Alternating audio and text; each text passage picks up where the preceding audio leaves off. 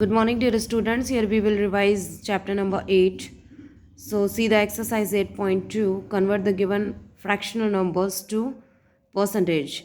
So, here we have to convert these numbers. So, we are having this 1 by 8. So, we have to convert in the percent. So, 1 by 8 multiplied by 100 divided by 100. So, this 100 will be the percent. So 1 by 8 multiplied by 100%, and we have to cancel this. So answer will be 12.5%. Like that you have to solve all the questions.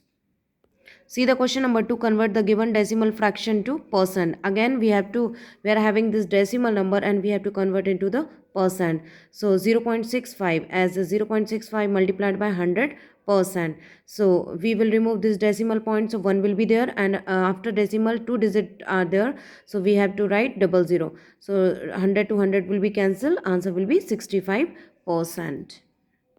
Now see the next one, 2.1 as 2.1 multiplied by 100%. So again we will remove this decimal point. So answer so 1 will be there, and after decimal 1 digit is there, so we will put the 10. So 21 multiplied 100% divided by 10. So 0 to 0 will be cancelled. 21 multiplied by 10, answer will be 210%. Now see the question number 4. Find 15% of 250. So here 15%, that means 15 divided by 100 we can write, multiplied by of means multiplied 250, and here we will cancel this, and after cancelling we will get this answer 75 divided by 2. So we can write 37.5. After solving this we will have this answer. Now see the question number 6. Convert given percentage to decimal fraction, and also to fraction, and also to fraction in simplest form. So here we are having this question 25%. So 25%, that means we can write 25 divided by 100, and as we can cancel 25 ones are 25 and 25 fours are 100. So answer will be 1 by 4, and when we will divide, so answer we will have 0.25. Like that you have to solve all the questions.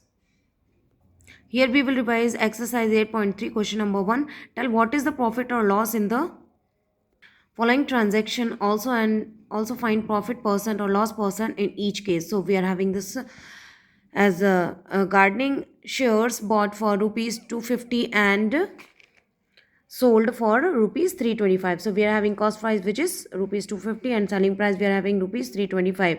So as we are having this formula, profit is equal to selling price minus cost price, as we are having selling price which is 325 and cost price as we are having 250. So answer will be rupees 75. Now we have to find out the profit percent.